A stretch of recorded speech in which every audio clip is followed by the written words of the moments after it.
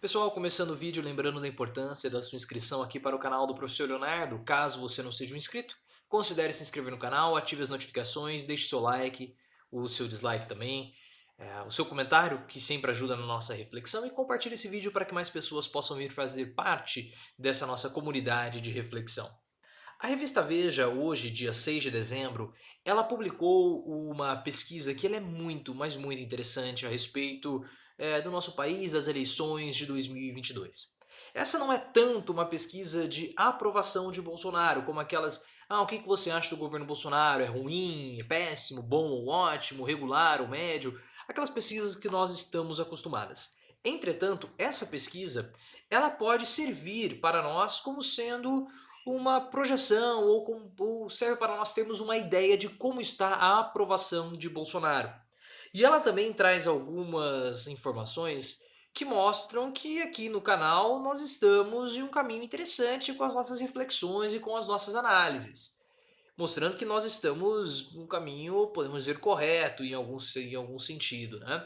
E por que eu estou falando nós? Porque as minhas análises são feitas graças a vocês também. Os seus comentários me ajudam a refletir, trazem pontos pertinentes, trazem pontos interessantes. É por isso que eu sempre peço para que vocês comentem, deixem as suas reflexões, tragam mais pessoas, porque como nós podemos ver, e essa pesquisa da Veja mostra algumas coisas que nós iremos abordar tudo, então se passar de 10 minutos eu já peço desculpas de vocês, mas ela mostra alguns pontos que nós estamos bem alinhados. Primeiro, o que eu gostaria de dizer, muitas pessoas vieram aqui falar a respeito da aprovação de Bolsonaro, porque foi feita uma pesquisa de aprovação. Deixa eu só pegar o nome do instituto que fez a pesquisa, né? A pesquisa que mostra que Bolsonaro está com 25%. Aqui, encontrei. O Atlas Político, ela fez uma pesquisa e mostrou que Bolsonaro tem 25% de aprovação. Esse número contraria os números que mostravam que Bolsonaro estava ali com 30% de aprovação, com aquele piso de 30% do Ibope, da XP e também do Datafolha. Bolsonaro nessas pesquisas se mantém com 30%. Essa pesquisa do Atlas Político mostra que Bolsonaro tem 25%. Mas eu falei para vocês tomarem cuidado com essa pesquisa, porque a metodologia não é muito clara, é uma informação um pouco estranha, não tem amostra. Muitas pessoas vieram para cá, começaram a me questionar. Eu falei, calma gente, calma, vamos ter calma com essa pesquisa, porque como eu falei, a metodologia é um pouco estranha. Eu não vou entrar em discussão metodológica da pesquisa nesse vídeo, porque o objetivo não é esse. Mas a revista Veja, trazendo aqui algo bem recente também, mostra que Bolsonaro tem hoje 32% de intenções de votos no primeiro turno. E esse valor de 32%, na margem de erro de 2 pontos para mais ou para menos, mostra Bolsonaro ali nos 30%, que é aquilo que eu estou falando, que as pesquisas estão falando já há muito tempo. Então perceba que essa pesquisa da Veja, que tem uma metodologia mais criteriosa, pelo menos ela, na minha opinião, ela mostra ali Bolsonaro mantendo a sua aprovação na casa dos 30%. Por que que mostra uma aprovação de Bolsonaro na casa dos 30%, sendo que essa não é uma pesquisa de aprovação do governo Bolsonaro? Porque são os eleitores do primeiro turno. Aqueles eleitores que acham o governo Bolsonaro bom ou ótimo estão refletidos aqui nos 30% que votariam em Bolsonaro no primeiro turno. Então perceba que a aprovação de Bolsonaro se mantém estável nos 30%. E outro fator que nós precisamos sempre lembrar, que eu sei que já faz um pouco de tempo que eu não menciono sobre isso, mas é importante, porque essa é uma pesquisa que já ficou lá atrás no primeiro semestre. É uma pesquisa do Datafolha que mostra que 1/3 da população brasileira pensa exatamente igual ao presidente Bolsonaro. Em pontos ali considerados extremistas, 30% da população, ou seja, 1/3 da população, pensa exatamente igual a Bolsonaro. O que isso significa? Significa que há uma identificação, há uma identidade do eleitor junto com Bolsonaro. E no marketing, na administração, na comunicação, nas vendas, as pessoas elas só consomem produtos, só adquirem serviços caso aquele produto ou aquele serviço tenha a mesma identidade da pessoa, tenha a mesma identidade do cliente. Nas eleições é a mesma coisa. Os eleitores só votam naqueles candidatos com os quais eles têm algum tipo de identificação, algum tipo de identidade. E se Bolsonaro tem 1/3 da população que pensa exatamente igual a ele já sai aí com uma vantagem muito grande na hora de estabelecer a sua comunicação. E isso mostra, né, Bolsonaro com 32% de aprovação ou com 32% de intenção de votos no primeiro turno. Bolsonaro segue de perto ali por Lula. Lula tem hoje 29% de intenções de voto no primeiro turno. Entretanto, Lula não é o principal adversário, não é a principal preocupação de Bolsonaro nas eleições de 22. A principal preocupação de Bolsonaro é Sérgio Moro. E aí você pode falar para mim, irmão, peraí, Léo, o Sérgio Moro não está nem nas intenções de voto no primeiro turno. Tudo bem, mas nós temos que falar das intenções de voto no segundo turno. E aí que a coisa aperta para Bolsonaro, e é por isso que o principal adversário político de Bolsonaro hoje é Moro e não Lula. Mas vamos continuar falando aqui sobre o primeiro turno. Depois de Lula e Bolsonaro, nós temos nenhum candidato. As pessoas anulariam os votos, não escolheriam nenhum dos candidatos que estão presentes ali, 10%. Ou seja, 10% dos eleitores não votariam em nenhum desses candidatos.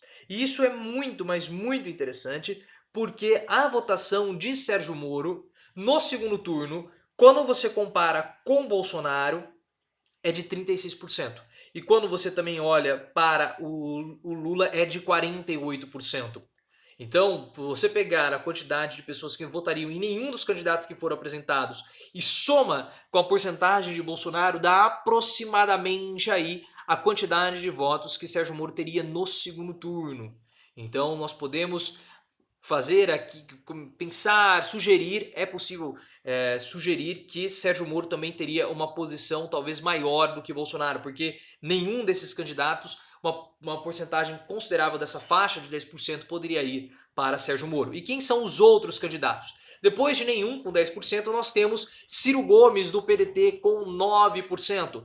Levando em consideração a margem de erro de 2 pontos para mais ou para menos, num cenário otimista, Ciro Gomes teria 11% de aprovação, que é basicamente o que ele teve em todas as outras eleições. Ciro Gomes sempre oscila ali na casa dos 10% de aprovação, e ele está com esses 10% também em terceiro lugar. E seguido muito de perto por Luciano Huck, que não tem partido, mas mantém nos mesmos 9% do Ciro Gomes. Ambos estão empatados. E perceba que nós aqui no canal estamos falando isso há muito tempo. O principal adversário do Ciro Gomes é justamente Luciano Huck.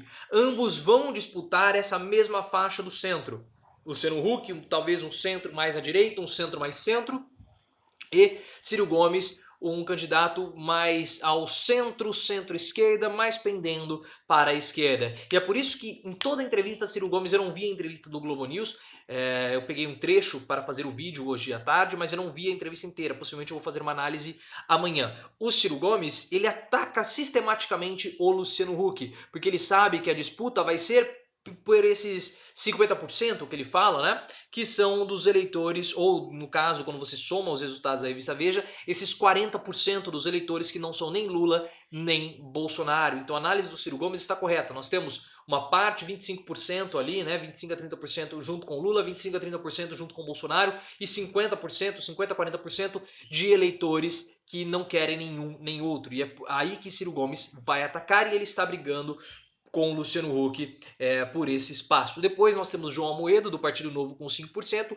e João Dória com 4%. Então perceba que a saída de Lula e a guinada de Ciro Gomes para o centro, junto com o Luciano Huck, prejudicou demais João Dória. Demais, demais. E aquela análise que nós fizemos, o maior prejudicado com a saída de Lula da cadeia é justamente João Dória. Mas por que Lula não tem absolutamente nada a ver com João Dória? São de espectros políticos diferentes. Sim, mas Ciro Gomes migra para o centro e puxa Luciano Huck para essa discussão. Quando ele puxa Huck, Dória fica escanteado nessa composição política. Então hoje, João Dória tem muita pouca força no cenário se a eleição fosse hoje. Então hoje nós temos Jair Bolsonaro e Lula empatados em primeiro lugar na matemática, né? que é a grande disputa hoje, e depois nós temos uma disputa secundária que também estava se apresentando com Luciano Huck e Ciro Gomes disputando ali os eleitores de centro. Então basicamente foi o cenário que nós já estávamos desenhando aqui no canal e a revista Veja confirmou. Agora, por que o principal adversário de Bolsonaro é o Sérgio Moro e não Lula? Porque no segundo turno, Lula perderia para Bolsonaro, ou seja, Bolsonaro venceria Lula. No segundo turno, Jair Bolsonaro tem 45% e Lula tem 40%. Na margem de erro, mesmo dentro da margem de erro, Lula perderia para o Bolsonaro no segundo turno. Mas quando você coloca a margem de erro de 2 pontos, a vitória de Bolsonaro é uma vitória muito apertada, de 1% no limite da margem de erro. Entretanto, quando você coloca em comparação Lula com Sérgio Moro no segundo turno, a vitória de Sérgio Moro é muito maior, é uma vitória disparada. O Moro tem 48%, enquanto Lula tem apenas 39%. Ou seja, se o eleitor, se o candidato no segundo turno for Lula, Sérgio Moro vence muito mais fácil Lula do que Bolsonaro. Então há um risco de Bolsonaro perder para Lula, enquanto Sérgio Moro não há nenhum tipo de risco. E no segundo turno, com 48% de aprovação, de intenção de votos no segundo turno, é compatível com a aprovação que o Moro tem hoje de 50%. 50% do eleitorado apoia Sérgio Moro, acha que ele faz um bom trabalho como ministro da Justiça. Lula já disse que não pretende sair como candidato em 2022, mas essa opinião dele pode mudar, esse desejo dele pode mudar. E se ele sair como candidato em 2022, Moro vence ele com certeza pela pesquisa da Veja. Bolsonaro tem ali uma questão um pouco mais difícil, uma vitória um pouco mais apertada. Então, se o mercado, se as elites quiserem apostar estiverem com medo de uma volta de Lula ao poder, uma volta das esquerdas ao poder em 2022, é muito mais garantido apostar em Moro do que apostar em Bolsonaro. E esse é o grande problema.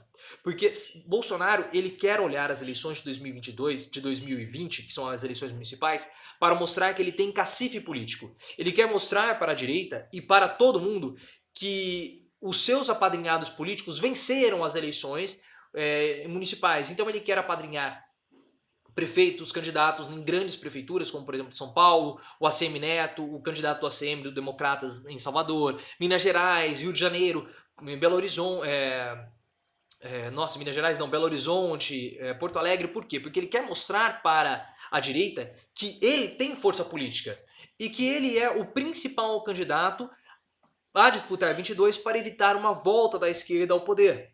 Só que essa pesquisa desmente isso e mostra que, na verdade, o principal candidato que pode evitar uma volta das esquerdas ao poder é Sérgio Moro e não Bolsonaro, porque o Bolsonaro tem uma vitória, uma margem mínima para Lula no segundo turno. E disputando com o Sérgio Moro, no segundo turno, o Bolsonaro tem 36% e Sérgio Moro também tem 36%. Nenhum dos candidatos é 18%, né? Segundo essa pesquisa da revista Veja. Então perceba que quem Bolsonaro precisa temer não é Lula, mas sim Sérgio Moro. Porque se o mercado, se as elites, se a classe política, enfim, as partes interessadas olharem para Bolsonaro e acharem que ele é incapaz de vencer as esquerdas ou que há um risco da esquerda ou de Lula, enfim, ganhar as eleições de 22, essa parte considerável do empresariado, do mercado, enfim, das elites, tende a apoiar Sérgio Moro. E aí, meus amigos, a situação complica muito. Sérgio Moro não está considerado no primeiro turno, mas é algo que nós precisaríamos ver. Se Sérgio Moro no primeiro turno tira Bolsonaro, ou se Bolsonaro continua indo para o segundo turno com o Sérgio Moro sendo pleiteado como um candidato válido no primeiro turno. Nós precisamos lembrar que o PSL já flerta com a possibilidade de colocar Sérgio Moro como candidato à presidência em 2022. E também o Podemos. O Podemos é o principal partido lava-jatista, é o principal partido que apoia Sérgio Moro.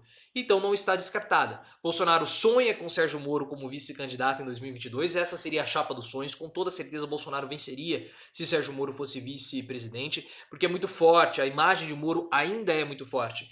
Perceba aqui como que Moro venceria Lula com folga no segundo turno. Mas nós precisamos saber se Sérgio Moro gostaria de ser vice, de vice do Bolsonaro em 2022. Talvez ele possa até sair como presidente. Temos que esperar, mas essa pesquisa da Veja é uma pesquisa muito interessante, traz informações que nós precisamos considerar. Essa pesquisa, essa reportagem está na íntegra no meu Twitter, é @profileoficial. Você pode entrar, ver, verificar os dados, e isso é muito interessante que você tenha esses dados em mente nas próximas análises, nas próximas informações que vocês pegarem, que vocês avaliarem. Tá? Vocês são eleitores do Ciro Gomes, vamos falar rapidamente sobre o Ciro. Ciro Gomes ele tem aqui uma margem de 10% que ele pode buscar, né? Porque uma margem de 10% dos eleitores não votariam em nenhum candidato. Essa margem pode ir para Sérgio Moro. Só que o Ciro ele também pode brigar, né, com essa margem e ir para os 19%. Mas mesmo assim está um pouco longe, ele ficaria 10% atrás de Lula. Então ele teria que brigar aqui com o Luciano Huck para pegar esses eleitores do Luciano Huck.